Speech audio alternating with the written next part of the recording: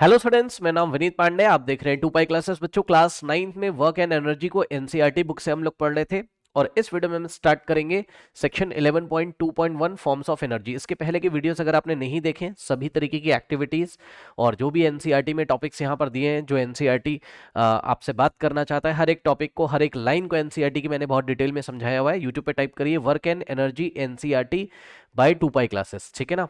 तो आपको इसका पूरा प्लेलिस्ट मिल जाएगा वहां पर। इसके अलावा आप हमारे चैनल पे भी विजिट कर सकते हैं बच्चों। प्लेलिस्ट वाले सेक्शन में जाइए और वहां पर वर्क एंड एनर्जी का आपको पूरा प्लेलिस्ट मिल जाएगा, ठीक है। तो पार्ट 1 पार्ट 2 इस तरीके से आप सभी वीडियोस को देख सकते हैं। अब बच्चों यहाँ स्टार्ट करते हैं हम लोग forms of energy. Okay students, तो चलिए यहाँ पर देखिए बच्चों, फॉर्म्स ऑफ एनर्जी में क्या कहता है एनसीईआरटी, कहता है luckily the word we live is provided in provides energy in many different form. कह रहा है आप जहां रहते हो वहां एनर्जी के बहुत सारे फॉर्म्स अवेलेबल हैं। ओके स्टूडेंट्स, लकली मतलब ऑब्वियसली ये लक है हमारा, ठीक है ना, क्योंकि energy is very important for life. Okay, so कह रहा है the various form of energy include mechanical energy. अब देखिए बच्चों, यहाँ पर एक इंपॉर्टेंट बात बताई है इन्होंने, ठीक है। जब भी बच्चों फिजिक्स में मैकेनिकल एनर्जी की बात करी जाएगी, ठीक है, तो याद रखिएगा लास्ट वीडियो में हमने आपको बताया था कि पोटेंशियल एनर्जी और काइनेटिक एनर्जी क्या होती है। ओके, सो पोटेंशियल एनर्जी और काइनेटिक एनर्जी का जो सम होता है उसको हम क्या बोलते हैं, मैकेनिकल एनर्जी बोलते हैं, याद रखिएगा। ओके, यहाँ पे मैं आपको कुछ बात बताना चाहता हूँ, ध्यान दे बच्चों। चलो सबसे पहले देखते हैं, मैकेनिकल एनर्जी की बात कर रहा है, पोटेंशियल एनर्जी काइनेटिक एनर्जी के सम को हम दोनों को ऐड कर दो, पोटेंशियल एनर्जी और काइनेटिक एनर्जी को, दोनों को कंबाइनली हम मैकेनिकल एनर्जी बोलते हैं। बहुत अच्छा बोर्ड आपके मतलब एग्जाम के लिए क्वेश्चन है, याद रखिएगा, ठीक है। Mechanical energy is the sum of potential energy and kinetic energy. Potential plus kinetic is mechanical energy. Okay, उसके बाद कह रहा है हीट एनर्जी है, केमिकल एनर्जी है, इलेक्ट्रिकल एनर्जी है, लाइट एनर्जी है। इसके अलावा बच्चों न्यूक्लियर एनर्जी होती है और भी डिफरेंट फॉर्म्स ऑफ एनर्जी होते हैं।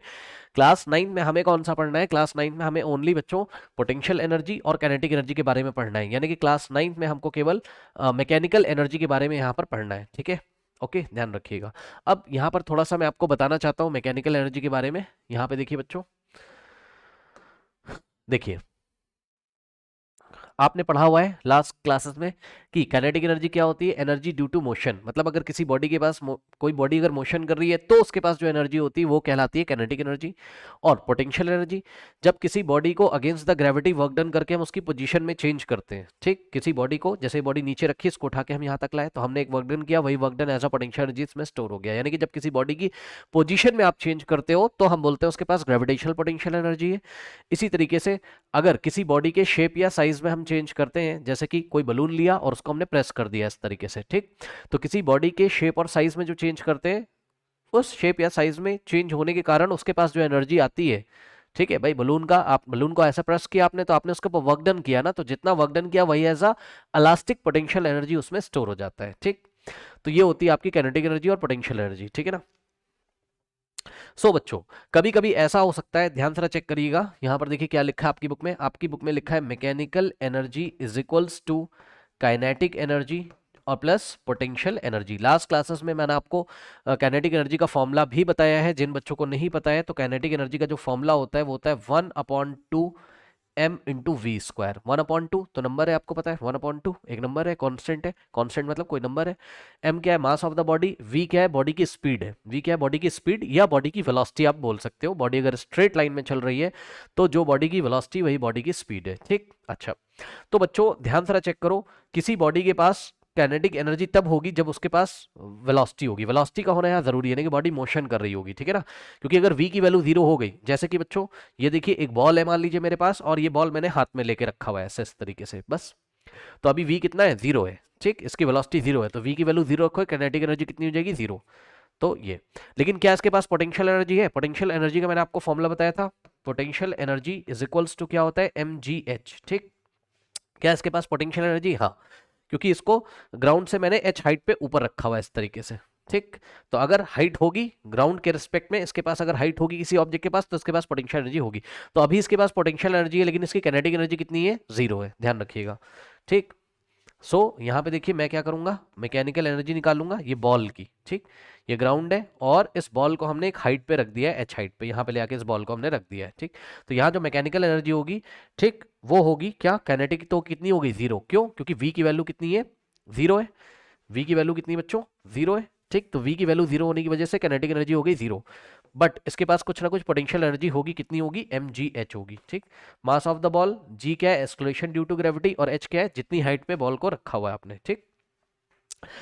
मैं आपको यहां ये बताना चाहता था कि यहां से आ गया mechanical energy is equals to 0 plus mgh, कितना आ जाएगा वापस से mgh, ठीक। या आप बोल सकते हो सिंपल शब्दों में कि mechanical energy is equals to, kinetic energy तो है ही नहीं, ओनली क्या है इसके पास, पोटेंशियल एनर्जी। तो मैं आपको ये बताना चाहता हूं कि मैकेनिकल एनर्जी है अगर किसी बॉडी के पास, ठीक, तो जरूरी नहीं कि उस टाइम उसके पास कैनेटिक भी हो और पोटेंशियल भी हो। ऐसा हो सकता है कि क्या पता उसकी कैनेटिक एनर्जी 0 हो और उसके पास केवल क्या हो, पोटेंशियल एनर्जी हो, यानी कि पोटेंशियल एनर्जी भी क्या है, मैकेनिकल एनर्जी है। ये मैं आपको बताना चाहता हूँ, ठीक। पोटेंशियल एनर्जी मैकेनिकल एनर्जी के इक्वल कब आता है, जब बॉडी की काइनेटिक एनर्जी 0 हो जाती है, यानी कि बॉडी रेस्ट पे होती है, यानी कि बॉडी की वेलोसिटी 0 होती है, ठीक। इसी तरीके से किसी बॉडी की पोटेंशियल एनर्जी भी कभी कभी 0 हो सकती है, जैसे कि बच्चों यहां पे देखिए, इस बात का आप थोड़ा सा ध्यान रख लीजिएगा जो बातें मैं आपको बता रहा हूं। काइनेटिक एनर्जी का मैंने आपको फॉर्मूला बताया क्या, हाफ mv² 1/2 mv², ठीक। और पोटेंशियल एनर्जी का मैंने आपको फॉर्मूला बताया बच्चों, और ये पोटेंशियल एनर्जी कौन सी वाली है, ग्रेविटेशनल पोटेंशियल एनर्जी है, ठीक। मतलब आपने अर्थ का जो सरफेस है उसके अगेंस्ट, सॉरी अर्थ का जो सरफेस है उससे h हाइट पे आप ऑब्जेक्ट को ले गए हो, अगेंस्ट द ग्रेविटी आपने वर्क किया हुआ है, ठीक। उस बॉडी में पोटेंशियल एनर्जी कितनी होगी, mgh। अब यहाँ पे बच्चों एग्जांपल देखिए, ऐसा भी हो सकता है कि मान लो कोई बॉल है, ठीक। यहाँ पे देखिए, यहीं पे मैं आपको करके दिखा देता हूँ, ये देखिए, ये कोई बॉल है और ये बॉल, ये ग्राउंड है, ये ग्राउंड है, ये क्या है, ग्राउंड का सरफेस है, ठीक। ये जो बॉल है ये v वेलोसिटी से जा रही है, इसका मास m है, तो इसके पास काइनेटिक एनर्जी तो होगी, लेकिन इसकी पोटेंशियल एनर्जी कितनी हो जाएगी, 0। क्यों, क्योंकि ग्राउंड से इसकी हाइट कितनी है, 0। ये देखिए, यही तो ग्राउंड है, ग्राउंड से इस बार देखो, लास्ट टाइम क्या था, ग्राउंड से हाइट थी कितनी, h, कुछ ना कुछ हाइट थी, इस बार तो हाइट ही नहीं है, ठीक। ग्राउंड पे ही चल रहा है इस तरीके से हॉरिजॉन्टल, ये ग्राउंड पे ऐसे चल रहा है, ठीक। ये ग्राउंड का सरफेस है और ये बॉल है और ये बॉल इस तरीके से जा रही है, ठीक। ग्राउंड से इसकी कोई हाइट नहीं है, ऐसे सोचो आप, ठीक। तो h की वैल्यू 0 हो जाएगी, तो पोटेंशियल एनर्जी 0 हो गई, यानी कि बच्चों ध्यान से चेक करिए, अब जो बॉडी के पास मैकेनिकल एनर्जी होगी वो कितनी होगी, मैकेनिकल एनर्जी होता है काइनेटिक एनर्जी और पोटेंशियल एनर्जी का सम। तो इस बार बच्चों काइनेटिक तो है लेकिन पोटेंशियल 0 हो गई, तो हम क्या लिखेंगे, mechanical energy is equals to only kinetic energy, ठीक। पोटेंशियल हो गई 0।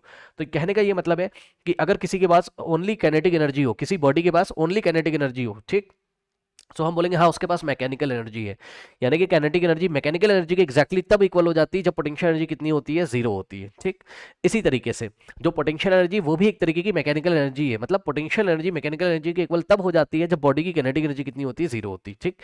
और ऐसा भी हो सकता है कि बॉडी के पास दोनों ही एनर्जी हो, यानी कि काइनेटिक भी हो और पोटेंशियल भी हो। ऐसा कब होता है, ऐसे में आप ये वाला एग्जाम्पल देख सकते हो, ठीक।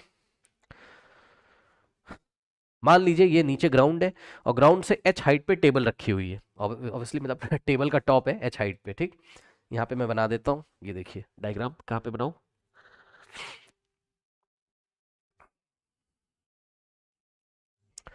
यहाँ पे मैं छोटा सा एक डायग्राम बना देता हूँ। ये टेबल है बच्चों, ठीक, और इस टेबल के टॉप पे एक बॉल रखी हुई है और ये बॉल जो है वो इस डायरेक्शन में ऐसे मूव कर रही है v वेलोसिटी से, ठीक। तो बस अब ये बॉल की हाइट भी है ग्राउंड से, कितनी हाइट है, ये ग्राउंड है, ग्राउंड से h हाइट पे बॉल, तो इसके पास पोटेंशियल एनर्जी भी होगी कुछ ना कुछ mgh। और क्योंकि ये बॉल v वेलोसिटी से इस डायरेक्शन में जा रही है, इसके पास स्पीड भी है, तो इसके पास हाफ mv² भी होगा, यानी कि काइनेटिक एनर्जी भी होगी। तो इस केस में बच्चों इसके पास काइनेटिक भी है और पोटेंशियल भी है, तो इसलिए पोटेंशियल और काइनेटिक का जो सम निकालते हैं उसको हम क्या बोलते हैं, मैकेनिकल एनर्जी बोलते हैं। ओके स्टूडेंट्स, तो इस बात का आपको एक तो ध्यान रखना है, ठीक। अच्छा, उसके बाद एनर्जी के और भी फॉर्म्स हैं, heat energy, chemical energy, electrical energy, ठीक, लाइट एनर्जी। इसके बारे में आप लाइट एनर्जी और इलेक्ट्रिकल एनर्जी को आप कहाँ पढ़ोगे, आप इसको पढ़ोगे क्लास 10th में डिटेल में, ठीक है बच्चों, ओके। और जो आपकी हीट और केमिकल, ये सारी जो एनर्जीज है इनके बारे में आप पढ़ेंगे क्लास 11th में, ठीक। चलिए अब हम आते हैं बच्चों, यहाँ पर देखिए, यहाँ पे एनसीईआरटी में हमको कुछ, इसको आपको नोट करना है, नोट कर लीजिए पहले जो बातें मैंने लिखी हुई हैं, नोट कर लीजिए, कर लिया। अब देखो सुनो बच्चों, यहां पर देखिए एक बॉक्स में दिया है थिंक इट ओवर, कह रहा है कि what do you think that some entity is a form of energy, ठीक है। कह रहा है कि आप how do you know that some entity is form of energy, discuss with your friends and teachers, okay. कोई एंटिटी है, ठीक, वो फॉर्म ऑफ एनर्जी क्यों है। अब एंटिटी का मतलब है कोई जैसे कि हीट की हम बात कर रहे हैं, या केमिकल एनर्जी की हम बात कर रहे हैं, ठीक है, या हम लाइट की, जैसे ये लाइट आ रही है, ठीक है ना, तो ये लाइट आ रही है तो इसको एनर्जी क्यों बोलते हैं कि भाई light is a form of energy, क्यों। हाँ, जो इलेक्ट्रिसिटी होती है, जैसे ये वायरस में इलेक्ट्रिसिटी फ्लो कर रही है ना, यानी कि इलेक्ट्रिक करंट फ्लो कर रहा है, ठीक, तो इसको इलेक्ट्रिकल एनर्जी इसके पास मतलब देखो मैं आपको बताता हूँ, देखो समझो, यहाँ पे आ जाओ फिर मैं आपको एक्सप्लेन करता हूँ। वो कह रहा है कि कोई एंटिटी है आपके पास, ठीक, अब जैसे कि एंटिटी में क्या हो गया,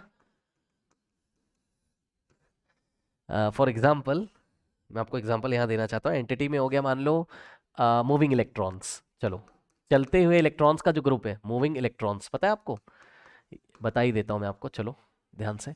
मूविंग इलेक्ट्रॉन्स जो होते हैं, ओके स्टूडेंट्स, ठीक, तो मूविंग इलेक्ट्रॉन्स जो होते हैं यानी कि चलते हुए जो इलेक्ट्रॉन्स होते हैं, इन्हीं को हम क्या बोलते हैं, इलेक्ट्रिक करंट। पता है आपको, नहीं पता है, सुन लीजिए।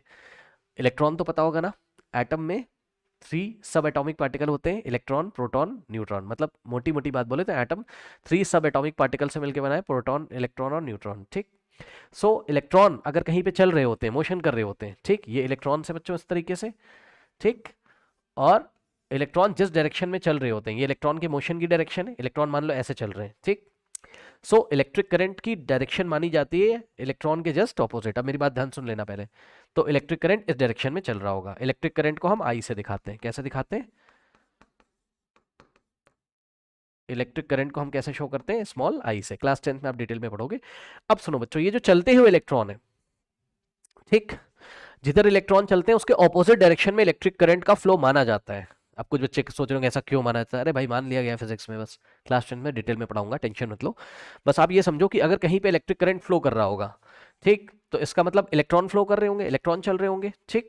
अब जैसे ये वायर है, मान लो ये हमारे पास एक वायर है, इस वायर में इस डायरेक्शन में इलेक्ट्रिक करंट चल रहा है, ठीक, यानी कि इस डायरेक्शन में इलेक्ट्रॉन चल रहे हैं। मोटी मोटी बात यह है कि इलेक्ट्रिक करंट अगर फ्लो कर रहा है तो चलते हुए इलेक्ट्रॉन वहां पे होंगे, इलेक्ट्रॉन का मोशन हो रहा होगा। अब इलेक्ट्रॉन का अगर मोशन हो रहा होगा तो किसी पार्टिकल के पास, कोई पार्टिकल यदि मोशन कर रहा है तो energy due to motion, motion के कारण जो एनर्जी होती है वो कौन सी एनर्जी होती है बताइए, काइनेटिक एनर्जी, ठीक, यानी कि इलेक्ट्रॉन्स के पास क्या है, काइनेटिक एनर्जी है। और इन्हीं काइनेटिक एनर्जी की हेल्प से ये इलेक्ट्रॉन आपके फैन में जाएंगे, भाई फैन में वायर लगा हुआ है ना, इसमें वायर से क्या आ रहे हैं, चलते हुए इलेक्ट्रॉन, और चलते हुए इलेक्ट्रॉन इस फैन में आएंगे जब, तो फैन क्या करता है, घूमने लगता है, यानी कि फैन वर्क डन कर रहा है, ठीक। तो फैन फ्री में तो वर्क डन कर नहीं रहा है, ये जो चलते हुए इलेक्ट्रॉन है जिसको आप इलेक्ट्रिकल एनर्जी बोलते हो, इसी एनर्जी की हेल्प से फैन चल रहा है, फैन वर्क डन कर रहा है, इसी एनर्जी की हेल्प से आपका एसी चलता है, ठीक, इसी एनर्जी की हेल्प से आपका कैमरा चल रहा है, ठीक है ना। तो कहीं ना कहीं ये जो चलते हुए इलेक्ट्रॉन है इसकी हेल्प से ही हमारा फैन चलता है, एसी चलता है, मिक्सी चलती है आपकी, जो किचन में आप जूसर मिक्सर यूज करते हो, ठीक है ना। तो 10th क्लास में मैं डिटेल में इसको पढ़ाऊंगा, लेकिन आप ये समझो कि जो इलेक्ट्रिकल एनर्जी होती है उसको हम, वो क्या होती है, जो इलेक्ट्रिकल एनर्जी होती है वो क्या होती है, तो जवाब है चलते हुए जो इलेक्ट्रॉन्स होते हैं, ये वाली जो एंटिटी होती है, जो चलते हुए इलेक्ट्रॉन्स का जो ग्रुप होता है, इसको ही हम क्या बोलते हैं, इलेक्ट्रिकल एनर्जी बोलते हैं। क्यों बोलते हो आप इसको एनर्जी, क्योंकि ये वर्क कर सकता है, वर्क कर रहा है, आपके फैन को चला रहा है, ठीक। फैन की हमने इंजीनियरिंग इस तरीके से करी हुई कि फैन चलता है, उसकी मोटर वोटर के बारे में आप पढ़ोगे क्लास 10th में। तो बस यही चीज है, उसने आपसे एनसीईआरटी में पूछा कि आप कैसे सोच सकते हो कोई एंटिटी, ठीक है,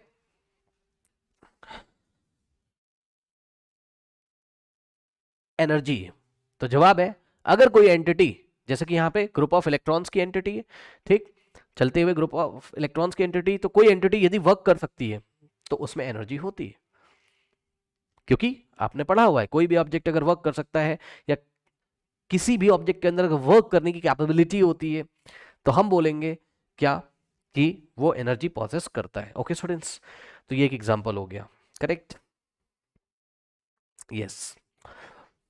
इसी तरीके से अब यहाँ पे देखिए, अब हम नेक्स्ट एग्जांपल यहाँ पे लेने जा रहे हैं बच्चों कि यस, इन्होंने पूछा how do you know that some entity is a form of energy. तो यहाँ पे एक और एग्जांपल हमने लिया है बच्चों, देखिए सबसे पहले तो हमने यहाँ पे बात कर दी क्या, if something is capable of doing work. अब हमने ऑब्जेक्ट की बात नहीं कर रहे हैं, बड़ी मजेदार चीज ये भी बच्चों, अब हम ऑब्जेक्ट की बात नहीं कर रहे हैं, चलते हुए इलेक्ट्रॉन के पास तो मास होता है, ओहो सुनो, चलते हुए इलेक्ट्रॉन के पास तो मास होता है, यानी कि आप कह सकते हो हाँ भैया छोटे छोटे पार्टिकल चल रहे हैं यहाँ पे, ठीक। लेकिन पता है कभी कभी ऐसा भी होता है कि पार्टिकल नहीं होंगे, वेव्स होंगी, आई रिपीट, कभी कभी पार्टिकल्स नहीं होते हैं, वेव्स होते हैं। ओके स्टूडेंट्स, वेव्स होती हैं कभी कभी, आपने सुना होगा इलेक्ट्रोमैग्नेटिक वेव्स, ये जो लाइट आ रही है क्या है, इलेक्ट्रोमैग्नेटिक वेव्स है। Okay students, okay.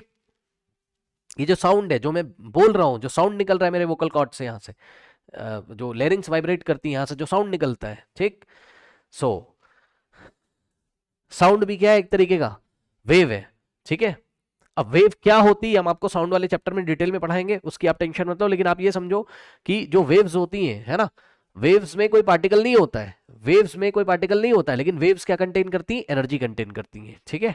यानी कि एनर्जी को कंटेन करने के लिए पार्टिकल्स का होना जरूरी नहीं, इसीलिए एनसीईआरटी शब्द यूज करता है एंटिटी। अब एंटिटी से वो कहना चाहता है कि भैया चाहे कोई पार्टिकल हो, उसके पास एनर्जी है, कब बोलोगे, तो जवाब है जब वो पार्टिकल्स वर्क कर सकते होंगे तो हम बोलेंगे इन पार्टिकल्स के पास एनर्जी है। जरूरी नहीं कि पार्टिकल्स हो, वेव्स भी हो सकती है। यस, वेव मीडियम में एक तरीके का डिस्टरबेंस होता है जो अपने साथ एनर्जी कैरी करता है। अगर कुछ टीचर्स देख रहे होंगे तो उनके लिए मैंने बताया, वेव मीडियम में कोई डिस्टरबेंस होता है जिसके कारण वेव जो होता है वो मीडियम में डिस्टरबेंस होता है एक तरीके का, जो अपने साथ एनर्जी कैरी करता है। ये साउंड वाले चैप्टर मैंने डिटेल में पढ़ा रखा है, प्लीज उस प्लेलिस्ट को आप जाके देखें साउंड वाले को, ठीक है ना, वो अपलोड कर दिए मैंने। बहरहाल अब हम यहाँ लौट के आते हैं, ठीक है। तो कोई भी एंटिटी है, अब चाहे वो पार्टिकल्स का ग्रुप है या वो वेव्स है, ठीक है, या वो वेव्स का ग्रुप है, उसके पास एनर्जी होती है, आप क्यों बोलोगे या कैसे कह सकते हो उसके पास एनर्जी, जवाब है वो वर्क कर सकता है। आइए जरा हम वेव्स के कुछ एग्जांपल आपको देते हैं बच्चों, जैसे हीट वेव्स होती हैं, हीट भी वेव्स होती हैं, यस, ठीक। यहां पे देखिए कुछ एग्जांपल हमने दिया है, कह रहा एग्जांपल हीट, जो हीट वेव्स होती हैं, ठीक है ना, heat is a form of energy. क्यों?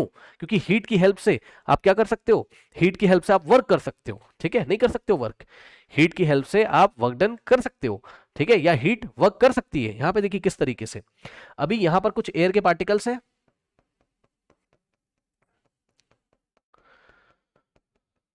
ये देखिए ये एयर के पार्टिकल्स हैं, और आपको पता है रूम टेम्परेचर पे एयर के पार्टिकल वाइब्रेट करते रहते हैं, मतलब मोशन करते रहते हैं इधर उधर रैंडमली। तब ये पार्टिकल इधर उधर चल रहे हैं आराम से, ऐसे रैंडमली इधर उधर जिगजैग जिगजैग इधर उधर चल रहे हैं, ठीक। लेकिन जैसे ही अगर आप यहाँ पे टेम्परेचर बढ़ा दोगे, यानी कि यहाँ पर अगर आप कुछ हीट वेव्स भेज दोगे, ठीक है, कुछ हीट वेव्स अगर यहाँ पे आ जाएंगी, दूसरे शब्दों में बोले तो अगर इसको हम गर्म कर दें, है ना, इसको अगर आप नीचे से गर्म कर दो, इसका टेम्परेचर बढ़ा दोगे, ठीक, टेम्परेचर बढ़ाने का मतलब है आप इसमें हीट सप्लाई कर रहे हो, हीट एनर्जी सप्लाई कर रहे हो, तो जो हीट आप सप्लाई करते हो उसी हीट की हेल्प से ये अपनी काइनेटिक एनर्जी को बढ़ा लेते हैं, और ये इधर उधर और तेजी से मोशन कर लेते थे, पहले धीरे धीरे मोशन कर रहे थे, अब ये रैंडमली जिगजैग इधर उधर इधर उधर। कहने का मतलब ये है कि आपने इसमें हीट सप्लाई करी इन पार्टिकल्स में, एयर के पार्टिकल्स में, और अब ये पार्टिकल इधर उधर और अच्छी तरीके से मूव कर रहे हैं, यानी कि ये पार्टिकल इधर उधर डायरेक्शन में और अच्छी तरीके से वर्क डन कर रहे हैं, क्योंकि इनके ऊपर एक तरीके का फोर्स लग रहा है और इधर उधर डिस्प्लेसमेंट कर रहे हैं। दूसरे शब्दों में बोले तो इनके पास क्या आ गई, काइनेटिक एनर्जी आ गई, चलते हुए पार्टिकल्स के पास क्या होती है, काइनेटिक एनर्जी, ठीक। तो इसलिए हीट को हम क्या बोलेंगे, heat is a form of energy, क्योंकि क्या किया इसने, एयर पार्टिकल को मूव करा दिया, यानी कि एयर पार्टिकल के ऊपर इसने क्या किया, वर्क किया। ओके, इसी तरीके से बच्चों साउंड, साउंड भी एक ऐसा एग्जाम्पल है, ठीक है, जिसमें किसी पार्टिकल की बात हम यहाँ पे नहीं कर रहे हैं। साउंड क्या एक तरीके की वेव्स हैं जो कि एनर्जी कंटेन करती हैं। ओके, तो जो साउंड होता है वो भी एयर में जो अवेलेबल पार्टिकल्स होते हैं इनके ऊपर वर्क कर सकता है। साउंड जो वेव्स होती हैं एयर में जो अवेलेबल पार्टिकल है इनको ये वाइब्रेट करता है, ठीक है स्टूडेंट्स। जब हम बात करते हैं ना यहाँ पे, ठीक, जब हम जैसे बात कर रहे हैं, आप यहाँ पे खड़े हुए हो, ठीक, ये मैं खड़ा हुआ हूँ, ये आप खड़े हुए हो, ठीक, तो जैसे मैं बोलता हूँ हेलो हेलो हेलो, ठीक, तो ये जो पार्टिकल्स हैं यहाँ पे मीडियम में जो पार्टिकल है जो कि आपको आंखों से दिखाई नहीं पड़ेंगे, एयर के पार्टिकल भैया, हाँ, तो यहाँ से जो साउंड वेव्स निकल रही हैं कहाँ से, ये जो लैरिंग्स है जब ये वाइब्रेट करता है, याद रखिएगा कोई भी बॉडी अगर वाइब्रेट करेगी तो उससे साउंड वेव्स प्रोड्यूस होती हैं, ठीक। ये देखिए ये इसको मैंने इस तरीके से मारा इसके ऊपर, ठीक, तो एक वाइब्रेशन हुआ होगा इस बॉटल के और इसके पार्टिकल्स में, तो जब भी वाइब्रेशन होता है तो साउंड वेव्स निकलती हैं, ठीक। तो ये जो साउंड वेव्स निकल रही हैं ये क्या कर रही है, मीडियम के पार्टिकल को डिस्टर्ब कर रही है, यानी कि जो मीडियम के पार्टिकल है, एयर के जो पार्टिकल है, वो अपनी मीन पोजीशन के टू एंड फ्रो वाइब्रेट कर रहे होंगे, ऐसे आगे आगे आगे पीछे आगे पीछे आगे पीछे आगे पीछे, ठीक। साउंड वाला चैप्टर जाके पढ़ोगे तब डिटेल में समझ में आएगा। मोटी मोटी बात ये है कि साउंड भी क्या कर सकता है, यहाँ एयर के पार्टिकल्स में वाइब्रेशन पैदा कर सकता है, करता है, कर कह सकता है, करता है, ठीक। तो इस तरीके से साउंड भी क्या कर रहा है, sound is the form of energy हम इसलिए बोल सकते हैं क्योंकि साउंड क्या कर रहा है, एयर के पार्टिकल को वाइब्रेट कर रहा है, ना कि एयर के पार्टिकल के ऊपर वर्क कर रहा है। तो बस यही बात है, something which can, something which is capable of doing work, कुछ भी जो कि वर्क कर सकता है, ठीक, उसको हम क्या बोलेंगे कि वो क्या है, फॉर्म ऑफ एनर्जी है। ओके स्टूडेंट्स, जैसे कि इलेक्ट्रिकल एनर्जी, चलते हुए जो इलेक्ट्रॉन थे उन्होंने कोई वो वर्क कर सकते हैं, पंखे को चला सकते हैं, ठीक है। अब जरूरी नहीं कि चलते हुए पार्टिकल्स ही हो हमेशा जिनके पास एनर्जी हो, यानी कि पार्टिकल्स ही हो जो हमेशा ये, मतलब समझ रहे हो ना, हमेशा एनर्जी वाली जो एंटिटी होती है पार्टिकल की फॉर्म में रहे, जरूरी नहीं है, वो वेव्स के फॉर्म में भी रह सकती है, जैसे कि हीट वेव्स, जैसे कि साउंड वेव्स, जैसे कि लाइट वेव्स। लाइट वेव्स क्या है? इलेक्ट्रोमैग्नेटिक वेव्स है, उनके पास भी इलेक्ट्रिक फील्ड और मैग्नेटिक फील्ड में एनर्जी रहती है, जिसके कारण वो वर्क कर सकती हैं किसी बॉडी के ऊपर। इसके बारे में डिटेल में हम क्लास 10th में पढ़ेंगे, इलेक्ट्रोमैग्नेटिक वेव्स, लाइट के बारे में। ओके स्टूडेंट्स, तो ये आपका मैंने टॉपिक कवर कर दिया। ठीक, चलिए अब यहाँ पे आइए। यस, सो यहाँ पे आपका कवर हो गया। अब आइए बच्चों, ये वाला जो पैराग्राफ है आपका, ठीक, इस पैराग्राफ में क्या बोला गया है? इसमें जूल्स के बारे में आपको बताया गया, कुछ खास है नहीं, आप इसको पढ़ लेना। जूल्स ने एक एक्सपेरिमेंट किया था जिसमें उन्होंने एक मैकेनिकली वर्क किया था और उस मैकेनिकल वर्क को हीट से कनेक्ट किया था। ठीक, उन्होंने बताया था वहां पर। यहाँ से आपके एग्जाम में कोई क्वेश्चन नहीं आएगा क्योंकि ये टॉपिक क्लास 11th का है। ठीक, बस मैं थोड़ा सा आपको बता देता हूँ। इन्होंने एक एक्सपेरिमेंट किया था जिसमें work is directly proportional to the heat produced. Okay, यही बात आपकी एनसीईआरटी में लिखी हुई है। देखिए यहाँ पर कह रहा है कि he discovered the value of the mechanical equivalent of heat. Okay, अब इसके बारे में हम डिटेल में नहीं जा रहे हैं क्योंकि वीडियो बहुत लेंदी हो जाएगा। अभी 9th क्लास में पढ़ना भी नहीं, 11th में पढ़ोगे, टेंशन मत लो। ठीक, बस इस टॉपिक में आपको यहाँ पर ये बताने की कोशिश करी गई है, जैसे थर्मोडायनेमिक शब्द का यूज़ किया गया, तो ये सब हम लोग 10th 11th में पढ़ेंगे, उसको आप छोड़ो। यहाँ पर ये बताने की कोशिश की गई है कि इनके नाम से ही, इनका नाम क्या था? James Prescott. ओके, सो इनकी एक ब्रिटिश फिजिसिस्ट थे। ठीक है स्टूडेंट्स, तो इनके नाम से ही हमने एनर्जी और वर्क की जो यूनिट रखी वो क्या रखी? जूल। इनके नाम से ही, इनके बड़े बड़े कारनामे हैं अपनी फील्ड में। ओके स्टूडेंट्स, तो ये आप पढ़ लेना, रीड कर लेना। अब आइए बच्चों, अब हम लोग चलते हैं यहाँ पर एक्टिविटीज पे।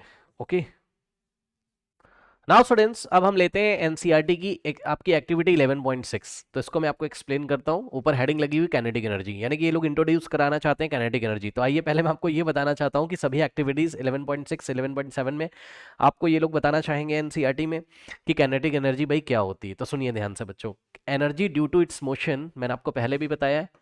ठीक है, एनर्जी ड्यू टू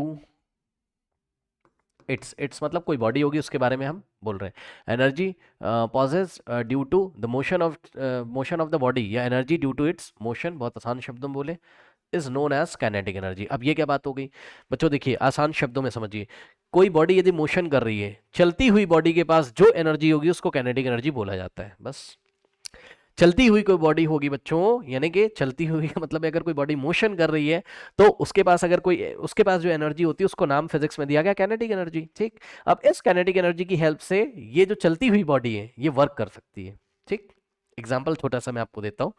मान लीजिए बच्चों ये स्टम्प्स है। ठीक है, आपने क्रिकेट मैच खेला होगा, ये स्टम्प्स है, ये 3 स्टम्प्स लगे हुए इस तरीके से, और यहां से कोई बॉल आएगी बच्चों, ये चलती हुई बॉल आएगी। मान लो इस बॉल के पास स्पीड कितनी है? v है। ठीक, तो अब ये मोशन कर रही है बॉल, तो इसके पास कौन सी एनर्जी है? Kinetic energy. और चलते चलते आप अभी मैं एक्टिविटी आपको समझाऊंगा, टेंशन मत लो आप। ठीक है, आप बस ये याद कर लीजिए अभी कि बच्चों काइनेटिक एनर्जी का जो फॉर्मूला होता है वो होता है 1/2 mv²। कितना होता है? 1/2 mv²। 1/2 नंबर है, m क्या है? मास ऑफ द बॉल या मास ऑफ द बॉडी। ठीक है, ये जो भी बॉडी है, सपोज इसका मास कितना है? m है। कितना है इसका मास? कितना है बच्चों? मान लीजिए कि इसका मास कितना है? m है। ठीक, इसकी स्पीड कितनी है? v है। तो जो चलती हुई बॉल आती है, ठीक है स्टूडेंट्स, या कोई भी बॉडी चल रही है अगर v वेलोसिटी से, उसका मास m है, तो उसके पास कितनी काइनेटिक एनर्जी होती है? 1/2 mv²। और अगर किसी बॉडी के पास एनर्जी होती है तो वो वर्क कर सकती है, आपको पता है। ठीक, यानी कि ये आएगी और इस तरीके से स्टम्प्स पे टकराएगी, और स्टम्प्स इस तरीके से, स्टम्प्स के ऊपर फोर्स लगेगा, स्टम्प डिस्प्लेस हो जाएगा, यानी कि स्टम्प्स के ऊपर वर्क इस बॉल ने कर दिया। ठीक, तो ये हो गया आपका काइनेटिक एनर्जी के बारे में थोड़ा सा इंट्रोडक्शन। ठीक, अब देखिए, अब आ जाइए बच्चों एक्टिविटी पे। इस एक्टिविटी में आपको क्या कराएंगे? देखिए, कह रहे हैं कि टेक अ हैवी बॉल। ठीक, कोई भारी सी बॉल ले लो, ठीक है, सॉलिड बॉल ले लो भैया कोई, ठीक, या लेदर की बॉल ले लो भारी सी, या कोई सॉलिड बॉल ले लो, आयरन की बनी हुई बॉल ले लो। ठीक, कह रहा है drop it on a thick bed of sand. ठीक है, बालू का ढेर ले लो। ठीक है, बालू होती है ना, जैसे आप देखते हो जब घर वर बनता है तो सीमेंट में बालू वालों को मिलाते हैं, तो सैंड ले लो। ठीक है, सैंड ले लो, मिट्टी मिल रही है तो आप मिट्टी ले लो, सैंड ले लो। ठीक, सैंड ज़्यादा अच्छे रिजल्ट देगी आपको। तो इस तरीके से बच्चों हमने यहाँ पर क्या किया? सैंड ले लिया, ये पूरा इस तरीके से सैंड भरा हुआ है यहाँ पे, ये ऐसे। ठीक, अब आप समझ जाना, ये पूरा ऐसे सैंड यहाँ पे सब भरा हुआ है नीचे। ठीक, अब देखो ये लोग क्या करेंगे ना, कह रहे हैं कि भैया ऊपर से आप क्या करो, ऊपर से आप बॉल को इस तरीके से फॉल करो और डिफरेंट डिफरेंट हाइट से आपको फॉल करना है। यहां पर एक बात आपकी एनसीईआरटी बुक में लिखी हुई है, उसको आप थोड़ा सा ध्यान देंगे। इन्होंने एक बात बोली, उसको मैं आपको एक्सप्लेन कर देता हूं बच्चों। यहां पर देखिए, यस यस यस, कहाँ गया। हम्म, इन्होंने कहीं पे बोला था कि अगर आप वेट सैंड ले लोगे, गीली गीली बालू अगर ले लोगे तो ज़्यादा अच्छे रिजल्ट आएंगे। Okay, let me check in your book कि ये बात इन्होंने कहाँ पर करी हुई थी स्टूडेंट्स। ओके, उसको मैं आपको explain, sure that the depression, ठीक है। यस, अब ये देखिए यहाँ पर बच्चों इन्होंने बोला हुआ है a wet bed of sand would be better. Okay, तो कह रहे हैं कि थोड़ा सा अगर इसको गीला कर लोगे पानी से तो ज़्यादा अच्छा होगा। क्यों कह रहे हैं गीला कर लो, उसकी बात सुन लो मेरी बात। आप ड्राई ड्राई सैंड भी ले सकते हो, सूखी बालू भी ले सकते हो, गीला कर लो मिट्टी पानी से तो ज़्यादा अच्छा है। क्यों, बताता हूँ। देखो बच्चों ध्यान से देखिए, जब ये सैंड ड्राई रहेगी, अगर ये ड्राई है, कैसी है, ये ड्राई है, सूखी हुई है, ठीक, ड्राई है, जैसे ही बॉल आप ड्रॉप करोगे ऐसे ये बालू उड़ जाएगी इधर उधर, ऐसा सोच लो आप। ठीक, ये बालू इधर उधर उड़ जाएगी और उड़ जाएगी वापस से उड़ के यहाँ पर, मतलब ना, फिर फोर्स लगेगा तो इधर उधर, क्योंकि बालू के पार्टिकल एक दूसरे को अच्छी तरीके से नहीं पकड़ पा रहे हैं। समझो, जो बालू के पार्टिकल है, सैंड बालू मतलब सैंड यार, ठीक, सैंड के जो पार्टिकल्स हैं उनके बीच में अच्छी तरीके से फोर्स नहीं लग रहा है, फोर्स ऑफ अट्रैक्शन इतना बढ़िया लग नहीं पा रहा है, ऐसे आप समझो। तो इधर उधर जैसे ही बॉल गिरेगा इधर उधर ये छितर बितर हो जाएंगे इधर उधर रैंडम डायरेक्शंस में, और कुछ आके वापस से उस डिप्रेशन में जो गड्ढा होगा उसमें आके वापस गिर जाएंगे, तो बहुत अच्छे रिजल्ट मिलेंगे नहीं। आप क्या चाहते हो, कोई भी बालू के पार्टिकल इधर उधर नहीं जाए और उड़ के वापस उस डिप्रेशन में, जो डिप्रेशन नीचे जो डेंट बनेगा, जो गड्ढा बनेगा नीचे बॉल के गिरने से, उसमें ना आए। ठीक है, तो इसके लिए आप थोड़ा सा पानी यहाँ पर डाल दो। पानी क्या करेगा, पानी जो बालू के पार्टिकल्स हैं, ठीक, उसके बीच में पानी के मॉलिक्यूल आ जाएंगे, और पानी के मॉलिक्यूल्स जो होंगे वो बालू के पार्टिकल्स को ऐसा बांध के रखेंगे, पकड़ के रखेंगे, जिससे कि बालू के पार्टिकल इधर उधर उछल के नहीं जाएंगे। बस इतनी सी बात है। ठीक, सो आप इसको वेट ले लो, थोड़ा सा गीला ले लो तो ज़्यादा अच्छा होगा आपके लिए। ठीक, अब देखिए बच्चों, यहाँ से हम कितनी कितनी हाइट से इसको ड्रॉप करना है, ये देखिए। यस, एक बार हमको ड्रॉप करना है कितने से, 25 सेंटीमीटर की हाइट से, फिर हमको 50 सेंटीमीटर की हाइट से, फिर 1 मीटर की हाइट से, फिर 1.5 मीटर की हाइट से। तो मैं यहाँ पे बना लेता हूँ। देखो बच्चों, एक बात तो मैं आपको यहाँ ये बताना चाहता हूँ कि देखो यहाँ हम नोट कर लेते हैं। ठीक, फर्स्ट केस में हमको ड्रॉप करना है कितने से, 25 सेंटीमीटर। अब देखो 25 सेंटीमीटर का मतलब समझते हो, 25 सेंटीमीटर को मीटर में चेंज करो। क्यों कर रहे हो अभी बताता हूँ। 25 सेंटीमीटर को 100 से डिवाइड करो तो आंसर कितना आएगा, 0.25 मीटर में हो गया, पता है ना। सेंटीमीटर को मीटर में कैसे चेंज करोगे, 100 से डिवाइड लगा के। ठीक, तो फर्स्ट केस में 25 सेंटीमीटर से ड्रॉप करना है, यानी कि फर्स्ट केस में ये जो हाइट है ये 0.25 मीटर की है। कितने की है, 0.25 मीटर की है। ओके स्टूडेंट्स, तो ये लीजिए 0.25 मीटर की हाइट से हमने इसको ड्रॉप किया। ठीक, यहाँ से ये अब ड्रॉप किया, और आप क्या देखोगे, यहाँ पे इतना डिप्रेशन आया है, ये इस तरीके से, ये इतना डिप्रेशन हुआ। ठीक, फिर सेकंड केस में आपने हाइट बढ़ा दी, कितनी कर दी, 0.50 सेंटी 50 सेंटीमीटर। 50 सेंटीमीटर का मतलब क्या हो गया,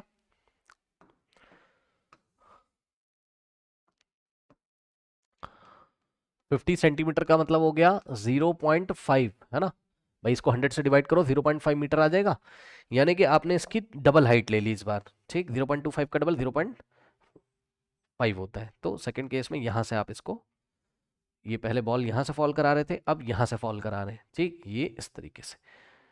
ओके, 0.50 मीटर, करेक्ट। इसके बाद थर्ड केस में 1 मीटर से, अब इसका डबल कर दो, मेरे पास जगह नहीं है यहाँ पे बच्चों, लेकिन आप समझ सकते होगे मेरे ख्याल से मेरी बात को। ये सेकंड केस था, हाइट यहाँ पर और बढ़ा देंगे, ये डबल कर दी इस बार हाइट फिर से। ठीक है, 0.50 मीटर का मतलब 0.50 मीटर का मतलब 0.5 मीटर, यानी कि हाफ मीटर। अब 1 मीटर की हाइट से यहाँ से ड्रॉप करोगे आप, बॉल यहाँ है और इसको ऐसा फ्री फॉल करा दिया हमने, ड्रॉप करा दिया। ठीक, उसके बाद फोर्थ कंडीशन में बच्चों जगह तो है नहीं, थोड़ी सी और ऊंचाई ले लोगे आप। ठीक, ये फोर्थ कंडीशन में आपने 1.5 मीटर से इसको ड्रॉप किया। अब हो क्या रहा है, पूरी कहानी सुनो। जब आप इसको यहाँ से फ्री फॉल करोगे ऐसे, तो इतना डिप्रेशन बनेगा, यानी कि इतना गड्ढा बनेगा नीचे, इतना बेंट आएगा, डेंट आएगा, बेंट आएगा, जो आप बोल सकते हो। फिर सेकंड केस में आपका जो बेंट होगा वो और ज़्यादा होगा, ये इस तरीके से।